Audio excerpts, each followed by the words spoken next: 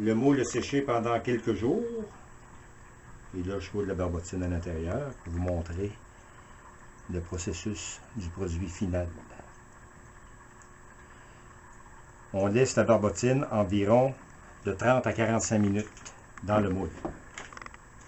Puis là, il va se créer une petite croûte tout le tour, une petite épaisseur de barbotine qui va coller.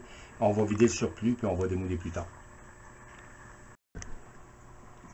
Voyez-vous, après quelques minutes, l'eau de la barbotine se fait absorber par le plâtre.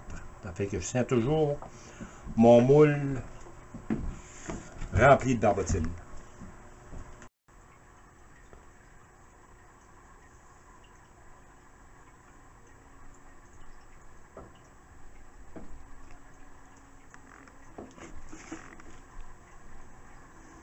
C'est l'infuseur aussi qui... Bon, après 45 minutes, il est temps de vider le surplus de barbotine.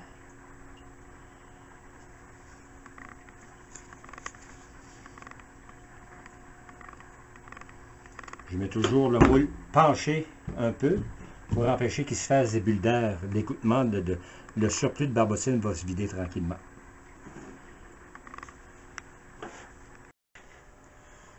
Bon, environ 2 heures après le début de mon coulage, je suis prêt maintenant à démouler.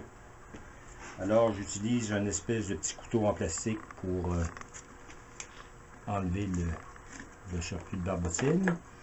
Avec un autre sorte de petit couteau, je décolle ma cheminée.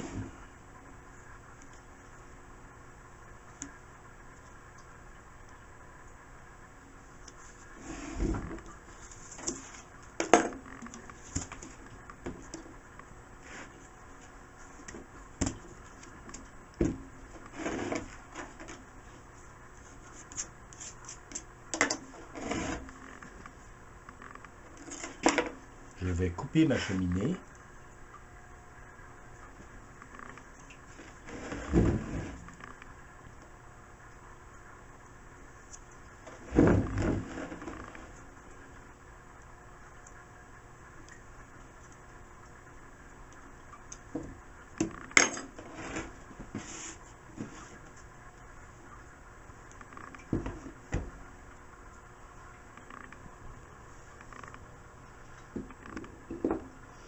Et voilà le produit de mon moule initial. Là, je vais aller me chercher une planche. Bon, alors mon produit est coulé. Alors je prends ma pièce et je viens la déposer sur une planche. Je vais laisser sécher encore un petit peu mon cru. Puis après ça, je vais venir faire la perforation de mes marques.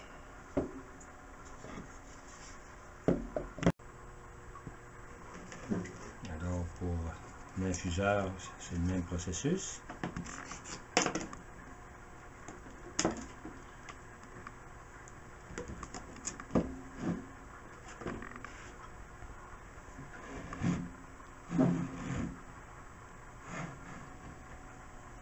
Tu vas être obligé de couper.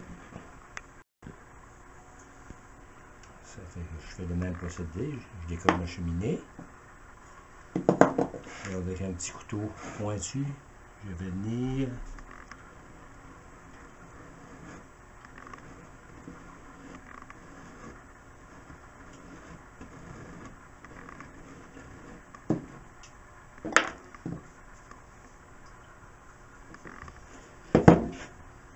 et voilà mon petit infuseur qui va aller à l'intérieur de ma petite rôtissoire.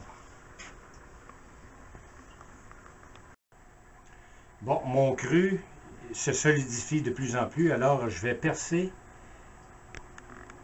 les trous de ma rôtissoire pour laisser circuler l'air. Je prends tout simplement une mèche.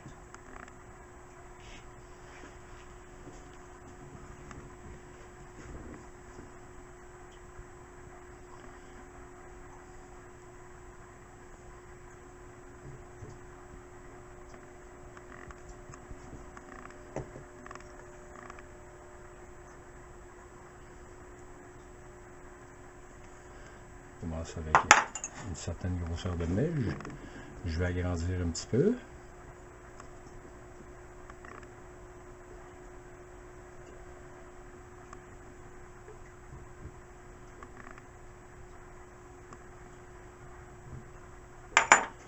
Je vais faire la même chose avec mon infuseur.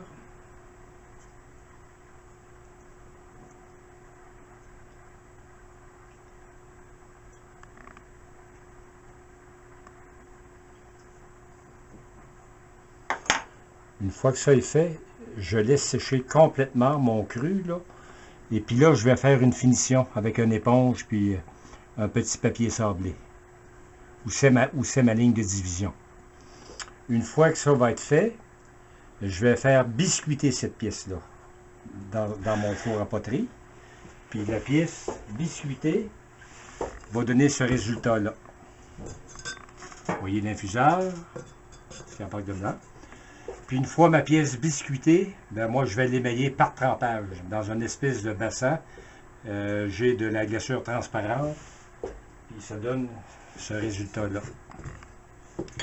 Alors j'ai ma petite rôtissoire pour faire cuire mon poulet, que je vais vous montrer tout à l'heure.